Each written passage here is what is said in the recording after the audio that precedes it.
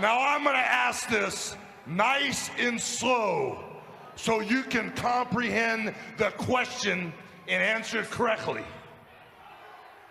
Are you a sick, perverted, power-hungry freak?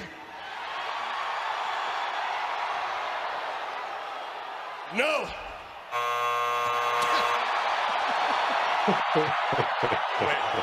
Wait a minute. I am no pervert.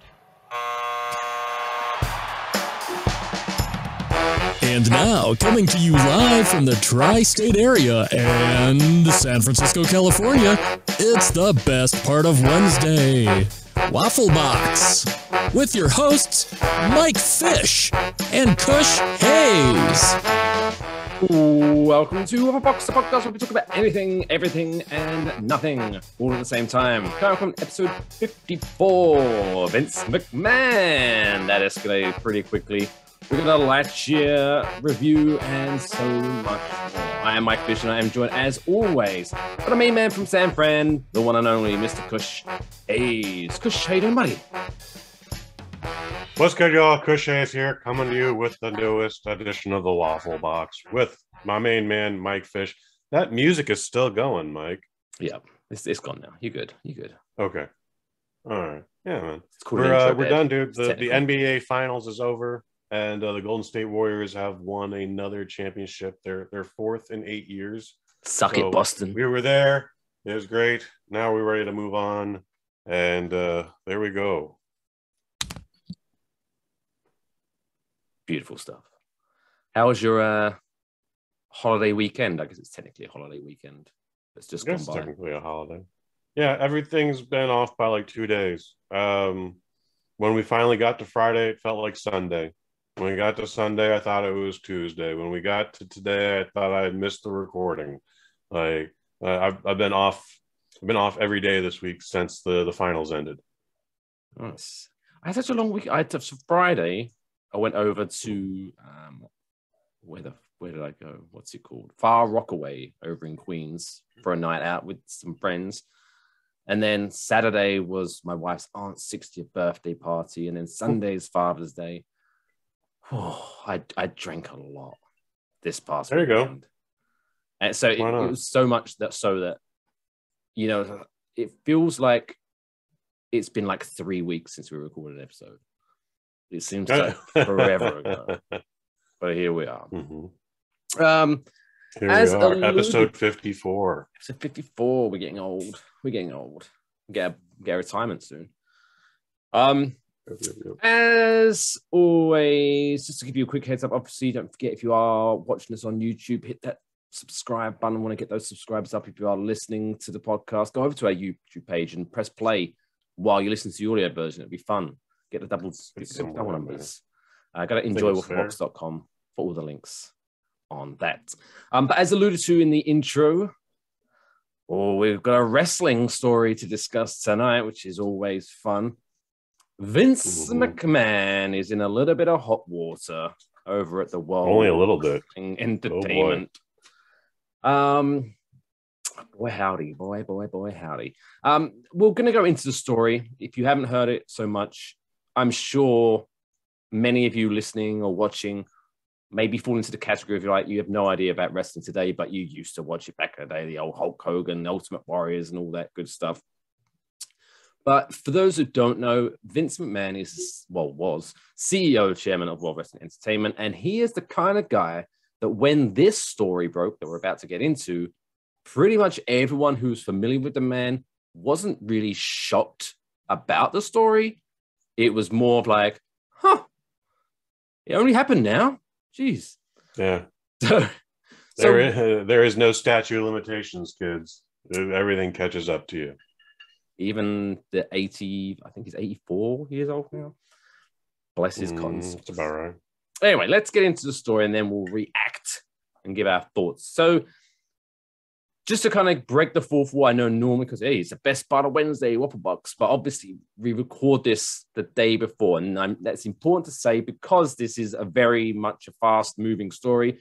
So this is recorded on Tuesday, June 21st. So for all we know, by the time this comes out on Wednesday morning, something else may have happened. So we're not missing out on that on purpose. This is just as much as we know as of recording. So World Wrestling Entertainment's board is looking into a secret $3 million payment that Chief Executive Officer Vince McMahon made to a female former employee with whom he allegedly had an affair, according to the Wall Street Journal. The Wall Street Journal was the first to pick up on that.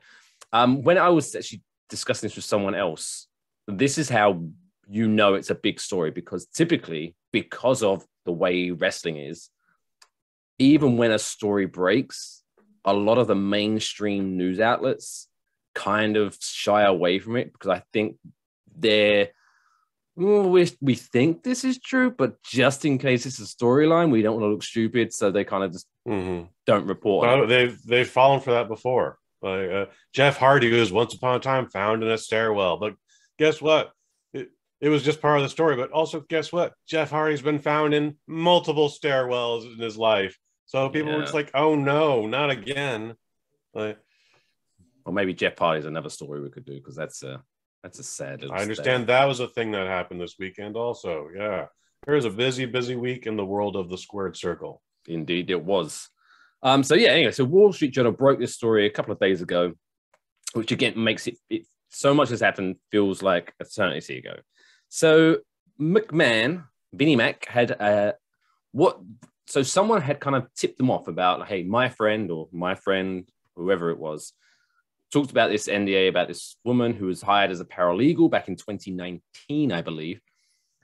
She was hired at a salary of $100,000, but then pretty quickly got a bump up to $200,000 because she started basically into a sexual relationship with Mr. McMahon. So what kind of scared them a bit, because the board kind of started digging in and they found that there are many of these non-disclosures. So he has been a very naughty boy. So they have hired an external independent firm to kind of drudge through all the paperwork and kind of see exactly what's going on. So, and why do they have to go through all this? If one of you is asking, it's because they're a publicly traded company. So all of this stuff is monitored by the feds. Yes. It says when the story broke, it was like allegedly this had happened, but we're pretty 100% sure this did happen now, because even Vince McMahon's personal lawyer, Mr. Jeremy McDevitt, basically said this relationship was consensual and WWE never paid her any money, which basically is way he's wording that is very clever, because technically, yes, WWE never paid her the hush money. It came out of his personal pocket, Vince McMahon. Okay, that's actually might be the only thing that saves his ass out of this. Indeed. So when there's a great podcast that broke this down incredibly well. It's called WrestleNomics with Brandon Thurston. As you can guess by the name of the podcast, it's not a, hey, let's review what happened on TV. They go into the nitty-gritty of the business side of professional wrestling. They did a fantastic story about that. But yes, the reason this is a big problem is because, yes, even though Vince McMahon did something very disgusting and naughty, yada, yada, yada, technically he did nothing illegal by entering into a relationship outside of his marriage, even though that's frowned upon, still not illegal. And he paid her out of his own pocket, not illegal. However, the big problem is the fact that he doubled her salary just because she was having sex with him. So that's company money. That's where the no-no comes in. So the probe, which actually began back in April, also reportedly unearthed similar pacts made with former female workers on behalf of not only Vince McMahon, but John Laurinaitis. So those for those who don't know that, he is the head of talent relations. So basically he's in charge of, hiring, firing, contract negotiations and things like that.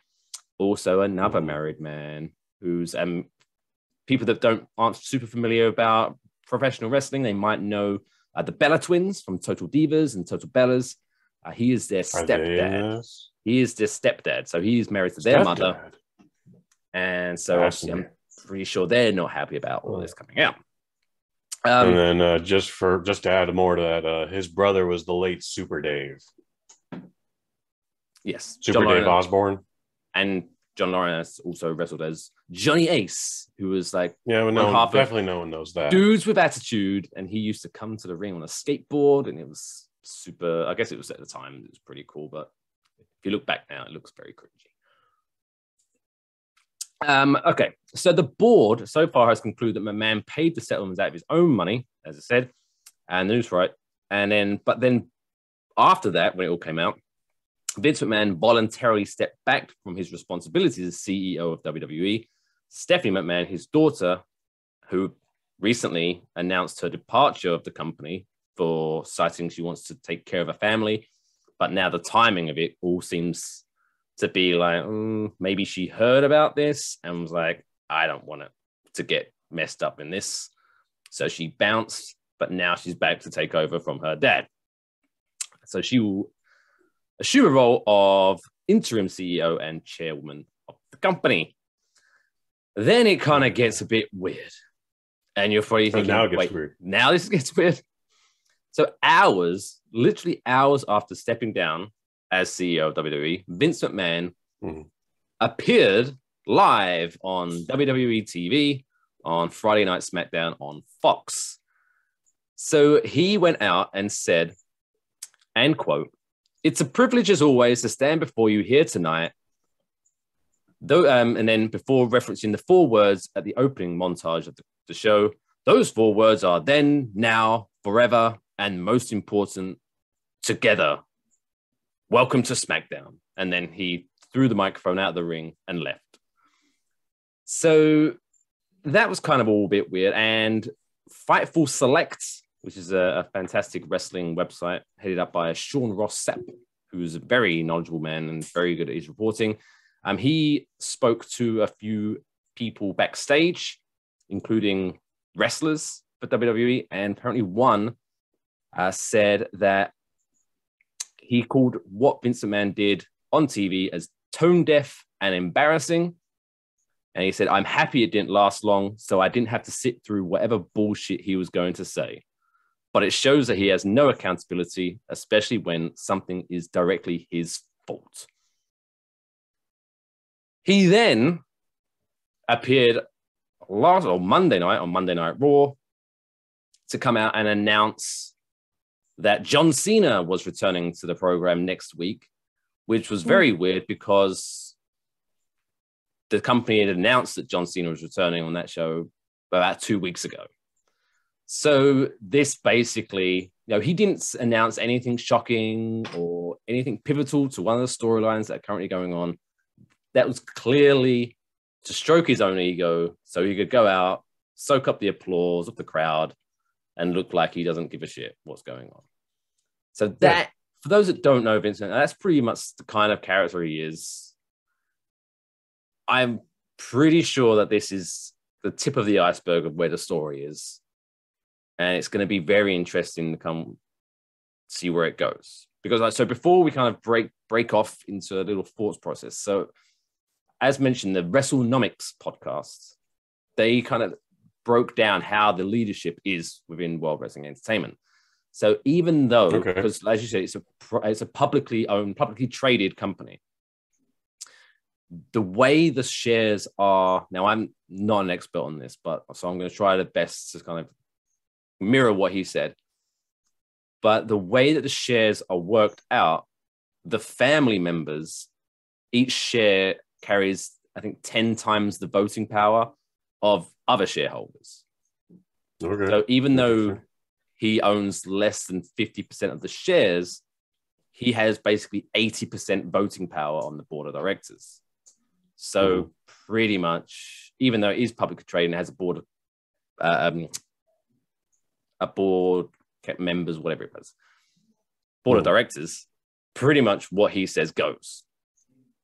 However, what's really interesting when he dug super, super deep is that there is like a code of conduct for the company.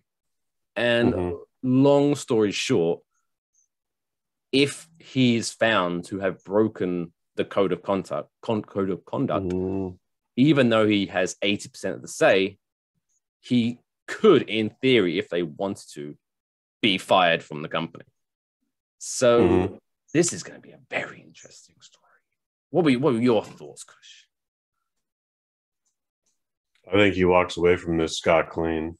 Code of conduct, though, that's a very wide blanket, though. So that I think that's going to bite him in the butt.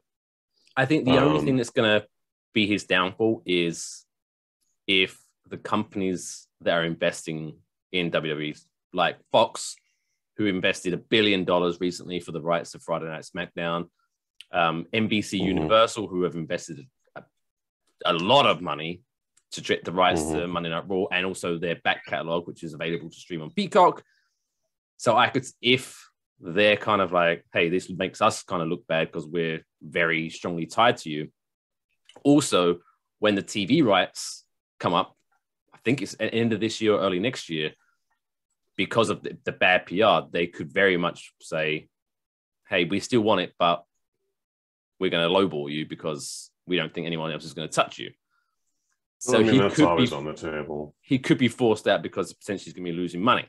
And again, sorry to cut you off, but another thing, there have been several now law firms who are starting lawsuits against WWE. Basically, I could be misunderstanding this, but as far as I understand it, because of what's been going on and him stepping down and then things going up, but him not actually stepping down because he's still head of creative and yada, yada, yada. The stock price has been kind of going down and up and down and up. So I think because of his actions, they could be saying, hey, you personally, you're losing us money because our shares are now worth less. So I think there are a lot of people trying to sue him for that as well. So as I say, very murky waters right now. Yeah. Well, he also might just take the next step and just retire. He might just retire. No one ever thought that would happen, but that might be the ace up his sleeve. I think at worst he gets a slap on the wrist for giving the paralegal the double raise incentive. But again, everything else he paid out of pocket. But that code of conduct, that's going to get him. But he's Vince McMahon for a reason. So I can see him just slipping away from this. And again, everyone else has been aware of this. Like, again, this was not a shock when I forwarded you the tweet the other day. Stephanie McMahon, no, I think that woman wanted to spend time with her family and now has to come back because of this. I think she had every intention to just like finally breathe. Doing what Shane McMahon did 15 years ago, you know.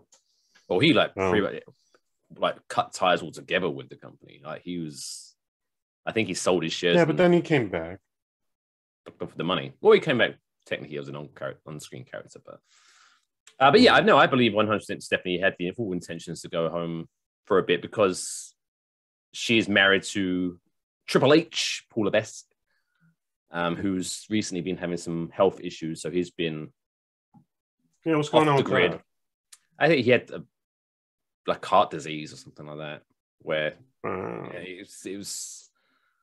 But I'm not a health expert, but it's something like there's a certain metric that the health people judge the heart thing on, and I can't remember. But that number typically should be above 40, they say. And by the time he got to hospital, his had dropped down to like 2. So he was like this close to full heart failure.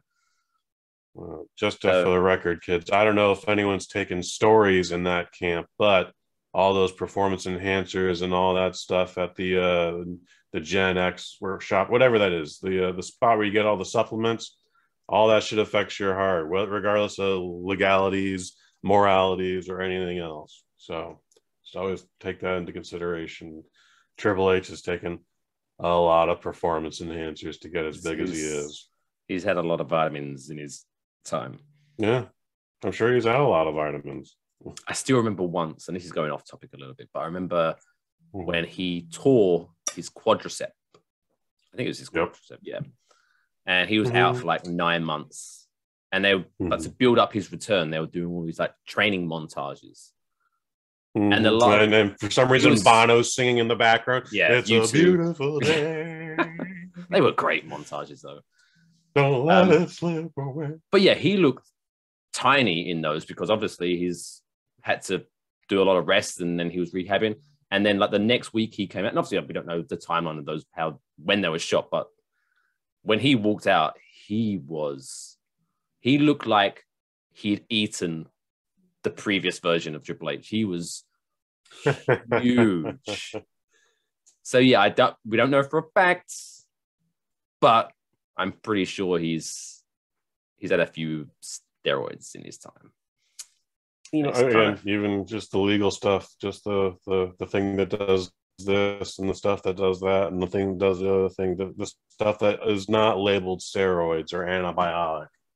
It all affects you. It all affects your gut. I'm on a vape pen right now, kids, and technically this isn't healthier than anything else. Technically, anything other than oxygen in your lungs is not good for you.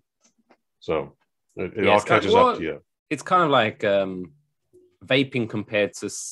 I mean, obviously I know you're not vaping nicotine, I'm assuming, but even nicotine vape pens. I always say, it's healthy. I guess technically it is healthier than regular cigarettes, but not by much. It's not. It's like it's sort of like where I drink now because I'm trying to. Me myself, I drink a lot of soda. I drink a lot during the day. I drink a lot of Coca-Cola. So I switched to Coke Zero. Good, man. But same thing. It's so underwhelming. I get used to it, but it's the healthier option, but not by a long shot. It's not good for me, but whatever. Anyway, back to Vinnie Mac. But yeah, I think I have no inside knowledge, but I think worst case scenario, I think for PR and to save the company a lot of money, I could see worst case him just stepping away, not even retiring, not selling anything, basically almost being like a silent owner. He still has all his stock, he's just like, you need to just go home. Don't do anything with the business, don't do anything with the creative. You just sit home and collect your stock money, stock whatever the hell that works. But you need to be like, have nothing to do with the company. He's in his 80s now. There's nothing wrong with retiring. You're like enjoying life. Like that man's never taken a vacation. Like nothing. Like he's never had a moment to himself. I bet I don't think he's going to jail for anything. No, unless he hasn't done anything turn illegal. up. That's the important thing to know. He hasn't done anything illegal. Okay. Well, once the stock market as far as we know, involved, once the stock market gets involved, we'll find out. But I don't see him doing any jail time.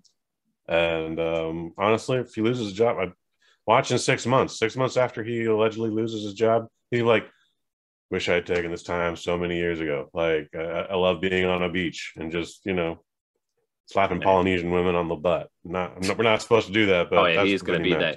He's going to be that creepy guy at the tiki hut on the beach, like drunk by 10 a.m. But yeah, it's typically we'll find out how. I'm sure we'll update as the story goes. But I think the key thing is obviously the big thing here is him giving that paralegal double the money because she was having sex with him. So I think we'll see how many of those were in there, because if they've found multiple non-disclosures, how many of those did he do the same thing with? Yeah, and that could be the knife that finally gets him. I want to know. Yeah, I'd like to see whose names are in those NDAs, and also I want to see what this paralegal looks like. Like, how hot is this lady? Also, what's wrong with Vince you? is That's 83. your grandfather. He probably sees like, a 60-year-old as a younger woman. So maybe she's probably not a 60-year-old. I don't know. No, I don't know. Who knows with him? Oh, Mike Fish, that's adorable. But yeah, most likely she was like 22. 60-year-old paralegal. Oh, Vince, you crazy bastard. Yeah, we'll see how that goes. Anyway, let's move on to more light side. This everyone's new favorite segment. It's time for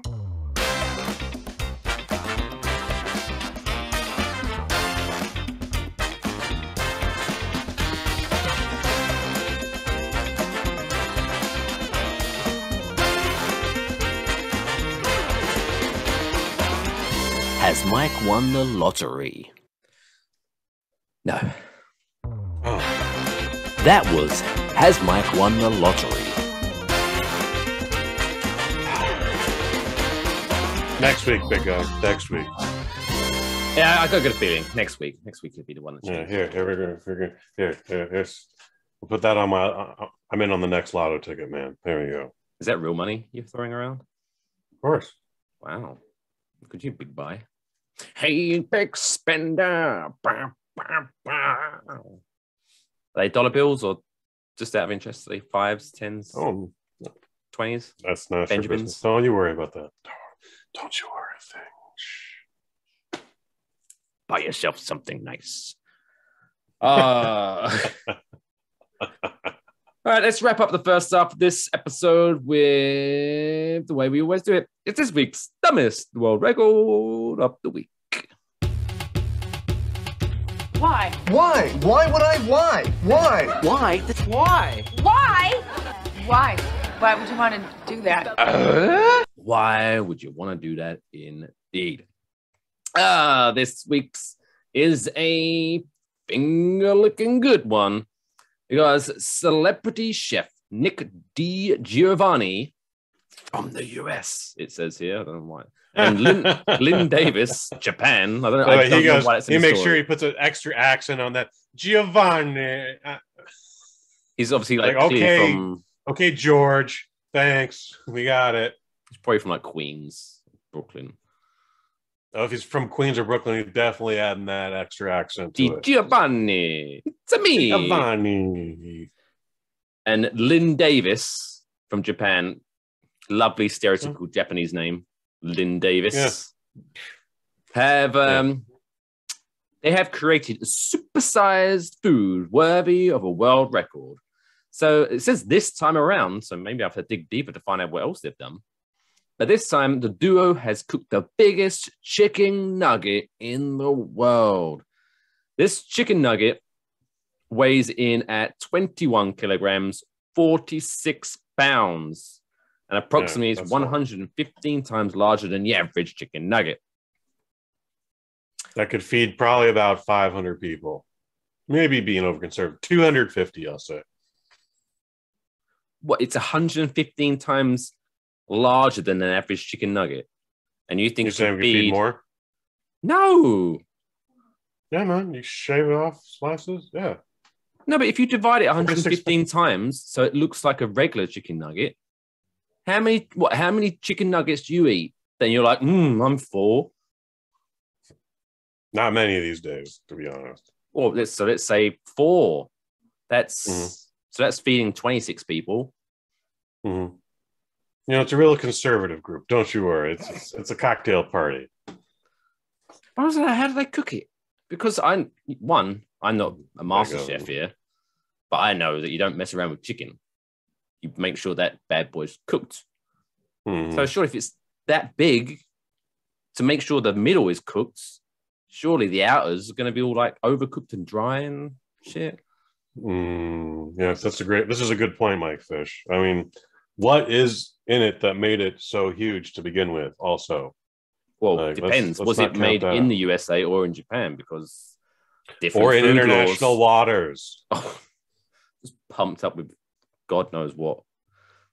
I'm pretty sure if you eat, someone's on an oil carrier 7 miles off the South China Sea, and a giant radioactive mutant chicken laid it. I just feel this is going to be a competition and who can eat this the fastest. And I feel it's going to be won by someone named Bubba. No. Slather some barbecue sauce on that. That would be good. What if they, do you reckon they could make other things around it? Like, so, you know, like you get those sweet and sour sauce packets from McDonald's, so you dunk your nugget in. Sure. Do you reckon they made like 115 times the size? So it's like it's massive. So you have to pick up the nugget. And for those listening, you're not getting the visual, but you have to pick up the nugget and dunk it in. I think you would get a forklift involved, honestly, and a small 46 pounds. I reckon. I reckon I could lift up that. I bet you I'd could. be like, they have a donkey, like one of those Atlas Yeah, stones. but you don't. On the world's You don't strongest want man. that shit all over.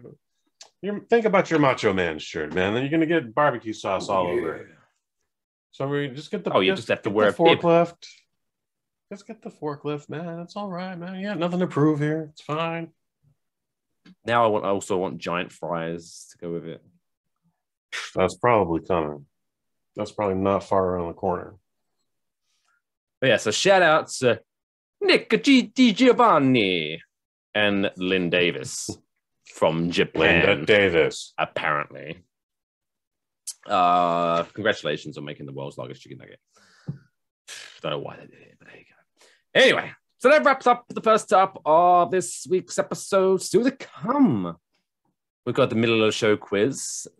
We got the trapdoor. We've got Lightyear review. And so much more. So we'll see you on the other side after this short break.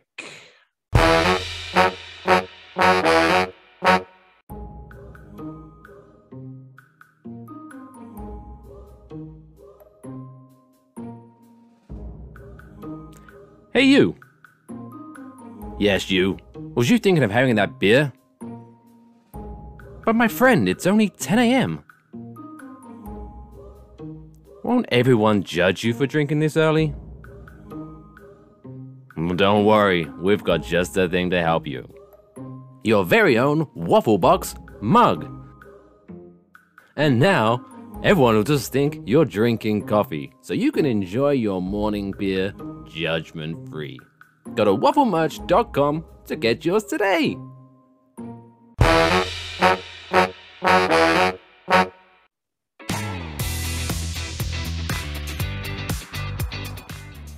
Hey, welcome back to Waffle Box. Thanks for joining us. Hope you're sitting comfortably. Hope you got a nice drink. It doesn't have to be alcoholic, but whatever. We don't judge. Doesn't hurt. Doesn't hurt. So yeah, still to come, we got Lightyear review starring Chris Evans, and as you can imagine, if you're living under a rock, social media are super happy about Chris Evans being the voice of Buzz Lightyear. But anyway, we'll get to that in a little bit. If you want more information on that, go to extrawaffle.com. For our members, we've got a little 20-minute take on that from last week. If you want to check that out. A little plug there. Go to extrawaffle.com. Support the show. Thanks very much. But now, it's time to test Kush's knowledge. Because it is the middle of the show. Therefore, it's the middle of the show quiz. I'm ready. Well, I'm not. Because apparently, apparently I've lost the jingle. So... All right. Now, if anyone else was on this show, Mike, they'd be like, what happened, Mike Fish? I was told that we had everything in sync. I was told that everything was in order, Mike Fish. What happened, Mike Fish? Why is the song not playing, Mike Fish? Mike Fish. What's going on, Mike Fish? Hey! Middle of the show quiz. That was seamless. Not going to edit out. Anyway, this week's middle of the show quiz is Toy Story related, of course, because we're talking Lightyear later on. So I'm going to test Kush's knowledge on the characters from Toy Story. So I'm going to give you... I feel pretty good about this. 5 Toy Story characters, and you have to tell me from which Toy Story movie did they make their debut? Oh, this might actually be a little harder. So we're going to start off with everyone's favorite little penguin. It's Wheezy. When did Wheezy come into the Toy Story franchise? And just so you know, we're not talking like spin-off short films or animated series. It's literally 1, 2, 3, 4. That's your options. Let's say Toy Story 2. Good job. Toy Story 2, Wheezy comes into play. Next one. Mr. Spell, who was, I think, one of those like spell and speak machines. I Where had did one of Mr. those. Spell come into Toy Story? Number 1. Number 1. Congratulations. actually. Like, you know your shit. Number 3, my personal favorite character from the Toy Story franchise. It's good old Kenny. Kenneth Fortis Ken. When did Ken make his debut in Toy Story? 3, I want to say. You know your stuff. He was a great. That sound is it's starting to like warm your do heart. something to me. Mm-hmm. Yeah, sure. It's starting to tingle. Let's say that. Then his love interest, I guess, if they were love interest, I don't know. Bobby. When did Bobby come into Toy Story? Uno, dos, tres, cuatro. 3. Oh, it was 4. There was 2, actually. Barbie made her debut in Toy Story 2. And the final one, my second favorite character from the Toy Story franchise, Mr. Duke Kaboom. Everyone's favorite Canadian daredevil. Number 4. Of course. Voiced by the amazing Keanu Reeves. Not too bad on that one. 4-1. 4-1. You know your stuff. For those dollar bills. Can't even throw my money correctly though. Like, You gotta get the sweeping motion. I guess so. Yeah. Maybe next week. Maybe next anyway. Week. But 4 out of 5. You're right. That's good. That's good. Not bad. That's good. 80%. Better than last week's. Yeah. 80% is the magic number this week. Ooh. Vince McMahon's ownership and your knowledge of Toy Story. Okay. All right. Anyway, let's move on to some lighter affair. Let's remove some stuff from existence because, as we're all aware, in 2022, there's just too much goddamn stuff in this world. So we are doing the service of removing some things. So this week's Trapdoor segment.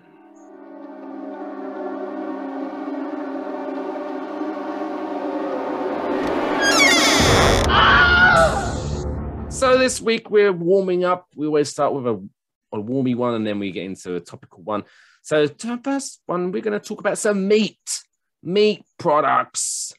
Both of us are card-carrying members of the Meat Eating Club. So apologies to any vegetarians or vegans out there, but maybe you might enjoy this as we are removing some meat. So, we're helping. I tried being a vegetarian for 28 days once in a February, and that was not easy. It was quite difficult, very unenjoyable. Yeah, I couldn't do it. But we are removing some stuff from the menu now. So what we've got 4 animals to which you get some meat from, and now we're going to remove one from the menu. So those 4 choices are, we have the cow, the piggy wiggy, a chicken, and sheep / lamb. I had to put those both there because I didn't want to put lamb and then be like, oh, well, there's still sheep, so I'm fuck it. So no, sheep / lamb. They're connected. So cows, sheep / lamb, piggy wiggies, or chicky wiggies. The only one of those 4 I really don't like is lamb. I don't think I've ever had sheep, but again, it's the same category. So, yeah. Never had like a good shepherd's pie? I have, yeah. But I don't know that sheep was in it. I mean, it's called shepherd's pie. But that's the part. So, cottage pie. That I have not had. Is from sheep, I believe, and then lamb is shepherd's pie. Okay. No. Cottage pie is beef. Sorry, I should know that. But yeah, so lamb, shepherd's pie. What about nice lamb shank? Yeah, not my favorite. Not my favorite. Lamb chop? No. Not like a lamb chop? No, not a fan. Yeah. Like I love chicken, fried chicken, baked chicken, grilled chicken, chicken tenders, yeah, chicken's never gonna go. Chicken and then soup. You gotta love a good steak. So for me, it's lamb or piggy wiggies. I mean, pig, yeah, bacon. Can't get rid of that. You gonna turn your back on bacon, Mike? I don't think so. That's very un-American of you, sir. No, it's not even very British of me. You can't have a good old Sunday morning fry up without some bacon in there. Yeah, no, I gotta say, bye, sheep. Mary had a little lamb, and then it went down the trapdoor. Bye, Lammy. Okay. Mine was funnier. It was. Bye. NSYNC. Anyway. Right. Next category might be a little bit harder because we are moving into the Toy Story theme once again. So I am going to list 4 Toy Story characters. Sure. To which we have to find out which one's the shittiest and get rid of them. So, this would be way easier. Oh, you reckon? Okay. Well, the 4 choices are Mr. Potato Head, Rex, Ham, the Piggy Wiggy, or Slinky Dog. Again, Ham is a piggy bank and therefore not a toy, and adios. Ooh. Fun fact, when I was looking at this, the Slinky Dog, if I'm remembering correctly, they had to change the voice actor. Yeah, Jim Varney passed away. Who's famous for Ernest? Ernest. Yeah, I swear. Ernest P. Worrell.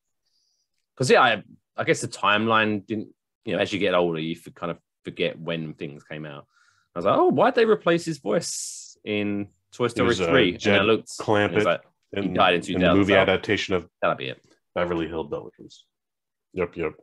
So I think an underappreciated actor he was in a weird way. I agree with that. But you got to pay the bills, so he was typecast, play a shitty character. He did it well. Yeah, I agree with that. I could get rid of any of those on the block, but again, the Ham, also played by Cliff Clavin. Cheers. That's a piggy bank, not a toy. From Cheers. See. Yeah.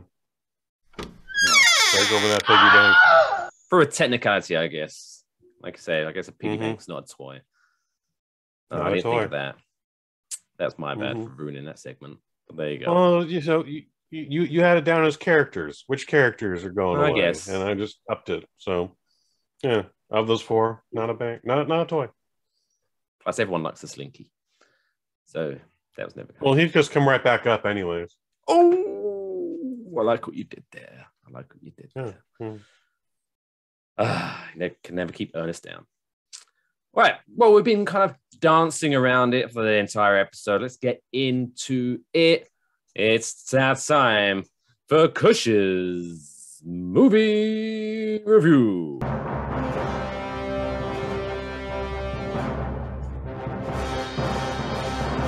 Kush's movie review. For those watching the video version, Kush is just obsessed with that. Do you not own a wallet? Not anymore. No, man. Everything's digital. Digital wallet, digital card. But you said you don't do online banking. Digital weed? I don't. Don't tell me you live in all this cash lying around. Anyway, that's another topic for another time. Yeah, of course. Yeah, pay attention, Mike Fish. That made total sense. What's wrong, Mike Fish? That made all total sense. But yeah, I know. Lightyear, starring Chris Evans, amongst other people, as Buzz Lightyear. How did he do? Because obviously, the big to-do was, why is Tim Allen not voicing Buzz Lightyear?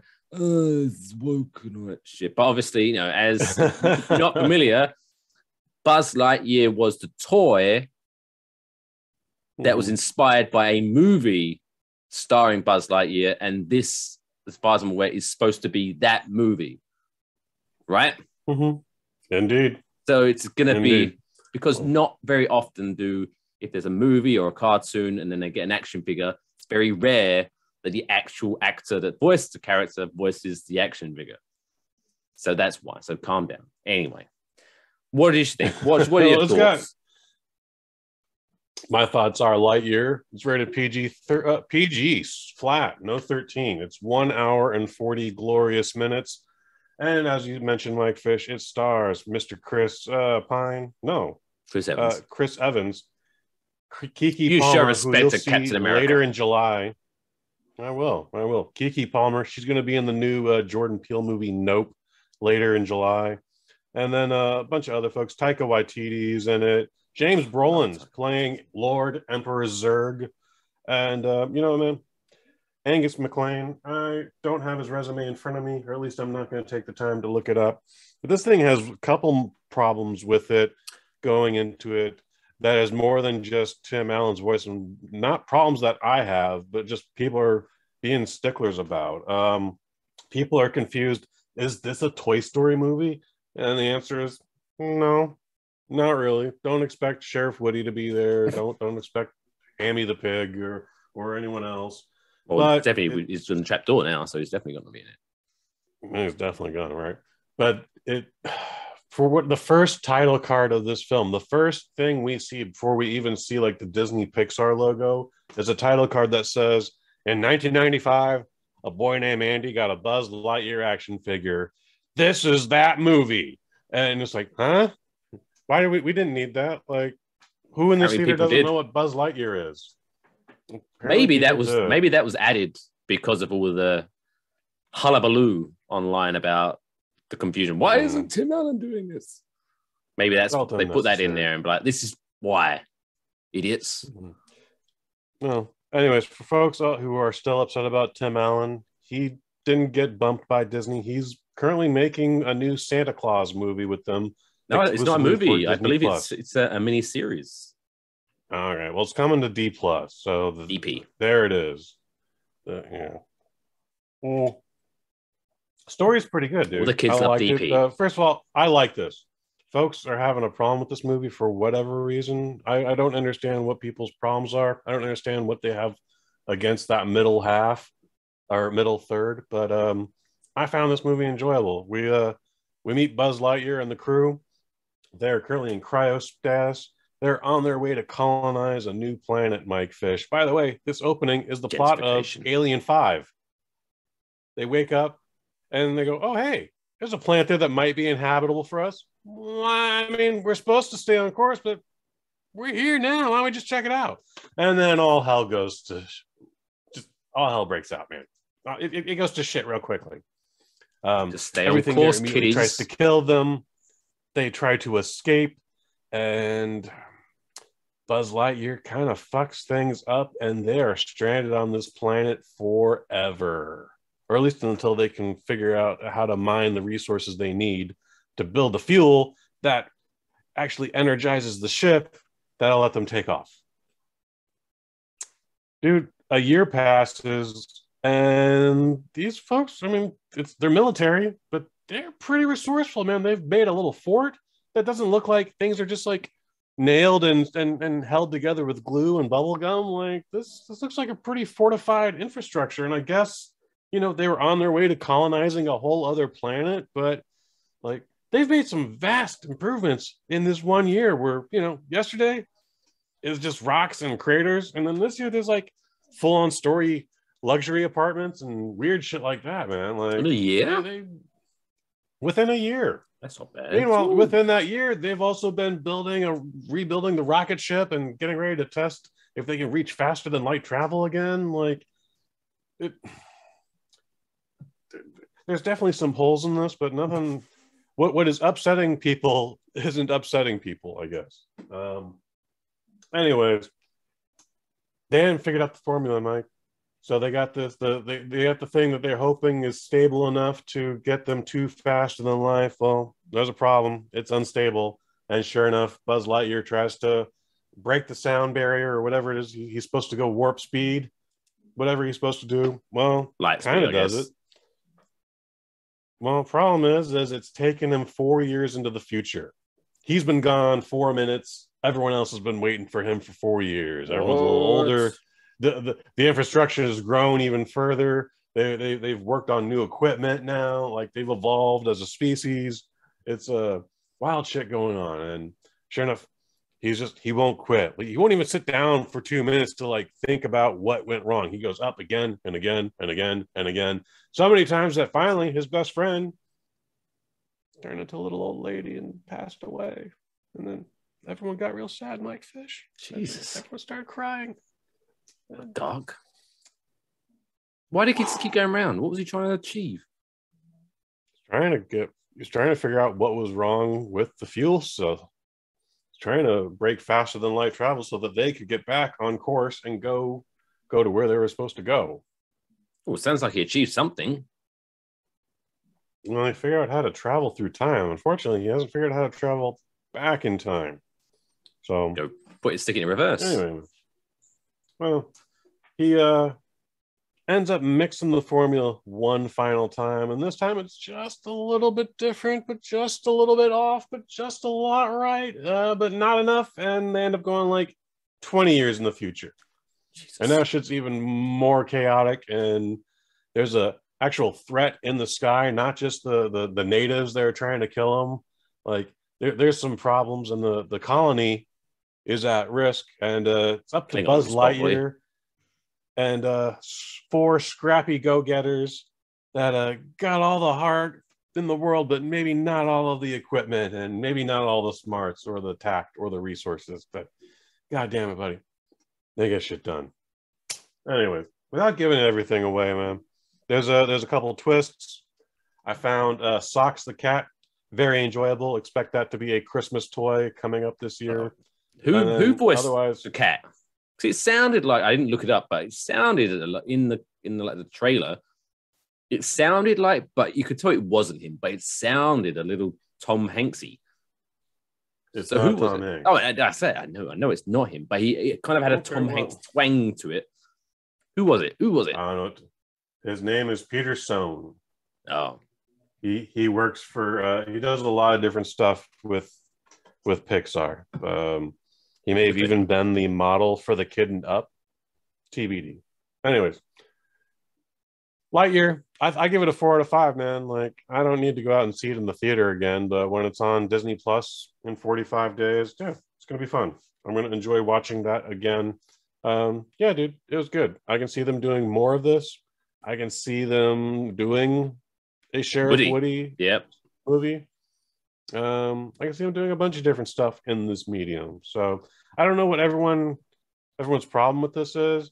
Lots of other people are saying, it's not quite Toy Story. I was like, yeah, I know it's not Toy Story. That's why I'm giving it a 4 out of 5, man. It's still good. But yeah, just from your description, this is, even though I was not expecting a Toy Story, happy-go-lucky Toy Story movie, but this movie is a lot weirder than what I expected from what you're explaining. It's supposed to be a 1990s sci-fi action film, and I feel like they've achieved that. Just going off that title card, I wouldn't have added that date to it, but they added the date to it. So this is a 1990s sci-fi action adventure film that another thing other people are saying, like, Andy wouldn't have seen this movie. This movie was way too violent for Andy's mom to have taken to him. You know what, man? Total Recall was in 1991, bro, and I saw that shit twice in the theater. All right, like, that thing is all sorts of fucked up. So I feel like Andy would have gotten away with this one. Or maybe it would come out on VHS and, his friends stuck a copy, and who knows? Totally non-possible. That's how I saw Predator. That's how I saw the first RoboCop. That's how I remember. That's how I saw Terminator. When I was growing up, my next door neighbor, his parents refused to allow him to go see Austin Powers because they thought it was too raunchy. So I one day invited him over, and I was like, guess what I have on cassette? And I introduced him to the Man of Mystery, Austin Powers. How old were you guys? Probably like 12 or 13, I think. Okay, yeah, I get it. Yeah. I get it. My parents were... One night, I got to stay up and watch the raunchy comedy Ruthless People, starring Danny DeVito and Bette Midler. Very raunchy comedy. And I only got to stay up and watch that because James Cameron's Aliens scared the shit out of me, and I was too scared to go to sleep. So I need something to bring me down a little. Just gotta bring me down. And that was 1987 on video cassette. So I was definitely much younger than 12.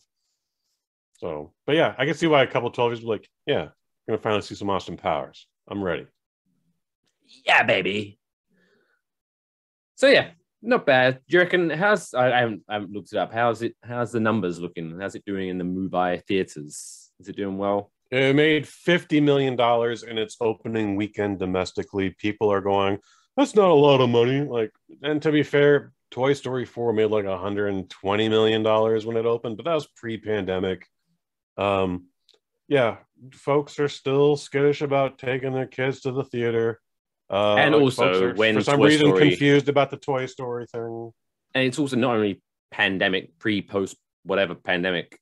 Also, the big thing is when Toy Story 4 came out, there was no Disney Plus. So obviously, I'm sure there are a lot of people, even forget the pandemic. I'm sure now that there is Disney Plus, I'm sure there are a lot of people who are like, I'll just wait till it got something. So, yeah, if people are just intending to wait, then I get that. But other people are speculating that, well, so the last 3 Pixar films went straight to Disney Plus. And as we've just mentioned, like, again, there was a pandemic. So some insiders are speculating like people are now conditioned to get their Pixar film only through Disney Plus. I'm like, no, advertising has been out for this thing for months. Everyone knows what Lightyear, everyone that has a kid, everyone that likes Toy Story knew this was coming out, and they could possibly be confused, but that would only be for a second. When someone like, no, not Disney Plus. It's going to be in the theater. Let's go now. I'm sure there might be a few that accounts to, but I'm sure majority of those, like I say, even if there were hundreds and hundreds and thousands and millions of those people, I'm pretty sure when it said Lightyear comes out on this day, on that day when they realized it wasn't available on Disney Plus, I'm sure those people went, looked it up, it's in the theaters, and went probably. Maybe. I'm far more willing to believe that people we will just wait for it to come on Disney Plus, as opposed to like, why isn't it on Disney Plus? No. I gotta get on Twitter and talk about this and make this trend. But no Buzz Lightyear on D Plus. Boycott Buzz Lightyear. Never happened. Boycott Buzz Lightyear. Got 2 gay women kissing.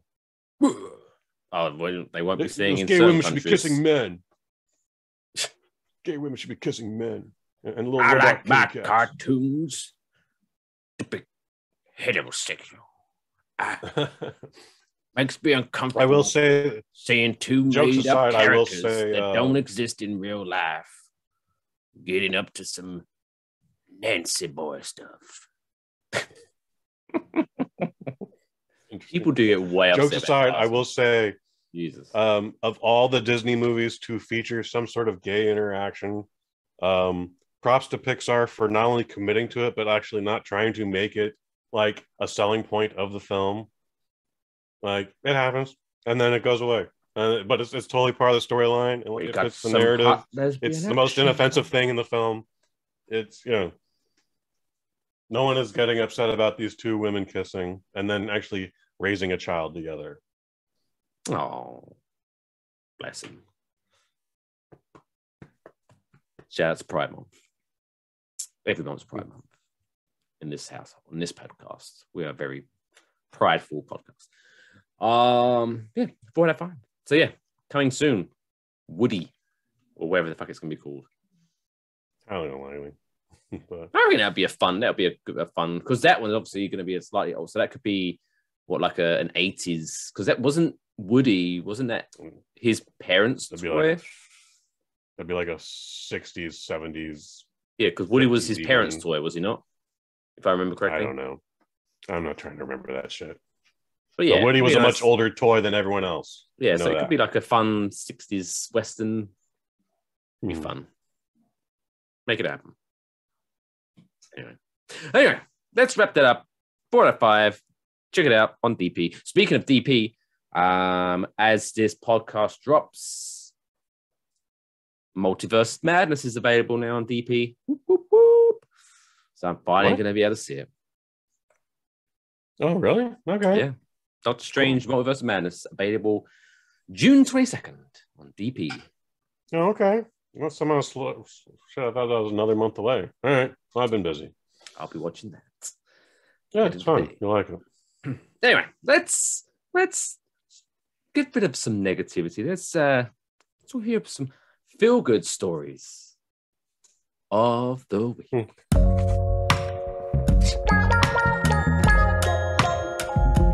That's the coolest fucking story I've ever heard in my entire life. That's insane. Can I hear it again? I don't know what the money dirt off your shoulder thing had to do with a feel-good story. You're obsessed. Shaking the negativity off, man. Oh, that was nice. Brush it off. This week's feel-good story shows that the youth of this world aren't all bad.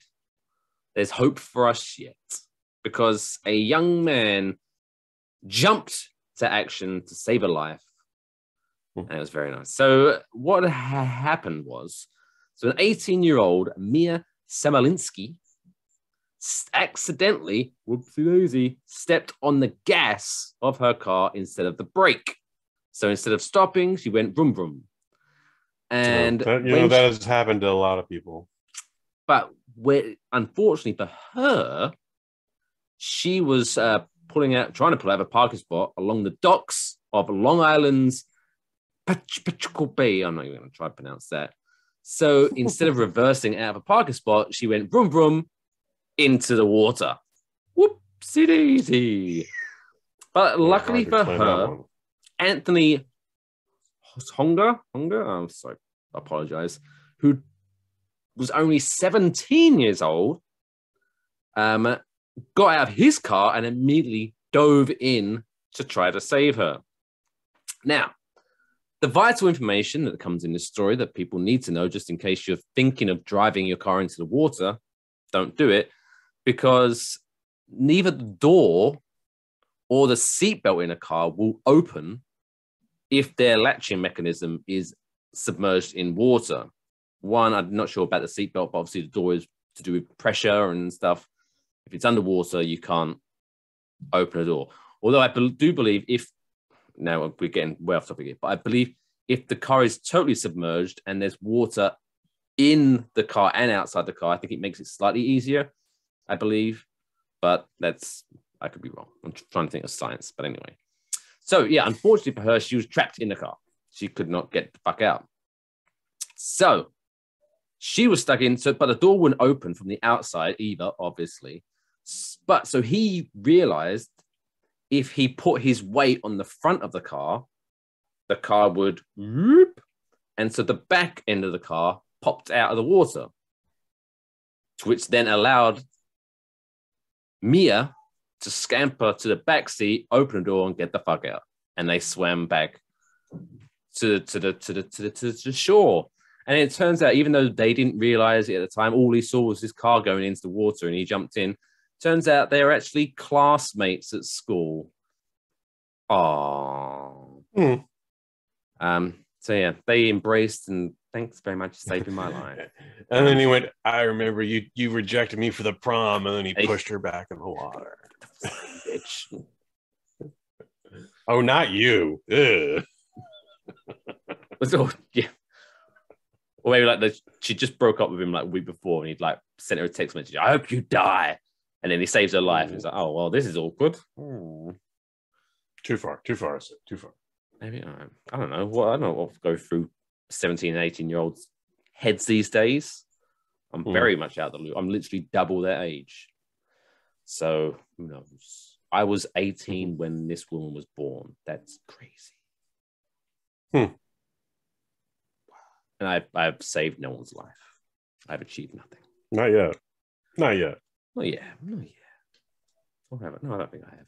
Anyway, so Mia, you're alive. Shout out to Anthony, 17 years old, saving people's lives. We commend you. And it's Long Island, so he's a New Yorker. Make it rain for Anthony. Okay. Well, that wraps up another beautiful Waffle Box episode 54. Don't forget to make sure you're following us on all the socials at Waffle Box Pod I am at Mr. Mike Fish. That's Mr. Mike Fish. This joker over here, his Twitter handle is at Kush_Hayes. Make sure, we want to drive those numbers up. We know you're listening to the podcast. We appreciate you listening to the podcast. We're trying to jump up our YouTube numbers just for my OCD, because if we get 100 subscribers, I can actually create a nice little username. So it's not youtube.com/_D uppercase C 865125. I can actually have a nice user. So try and get 100 subscribers, even just for that. So if you are listening to us, hop over to our YouTube page, go to enjoywafflebox.com, click on subscribe to YouTube, and you'll be helping us out. And then obviously, share it on social media so more people are doing it. Tell your neighbors, even though you probably hate them, you can bond over this. So you both listen or watch Waffle Box. So even though you hate each other, you can be like, hey, did you watch Waffle Box this week? And you can bond. It'd be nice. We're trying to bring people together. Trying to make the world a better place. One podcast at a time. Anyway, on that note, don't forget, as always, take care of yourselves. Oh, I'm joking over here. Sweet Science Cinema number 7 comes out July 5th. Oh, yeah. Kush, tell them about other podcasts you got. Well, I die over here. Sweet Science Cinema, new episode, season 2 starter. Me and Hall of Famer Jameel Hemphill, we're going to be talking about Creed 2. Then that's going to be on our way to the road to Creed 3 coming out in November. But that is the second season of Sweet Science Cinema, July 5th. That's a Tuesday. Beautiful stuff. And where can they find that? Is that Sweet Science Theatre on YouTube, or is that on the Marketers feed? You can find Sweet Science Cinema on the Bosnet.family, as well as the Bosnet family's YouTube page. Wonderful stuff. I just want to make it clear for these wonderful people. Okay, now I've cleared my throat. I'm good to go. Let's try that again. Make sure, take care of yourselves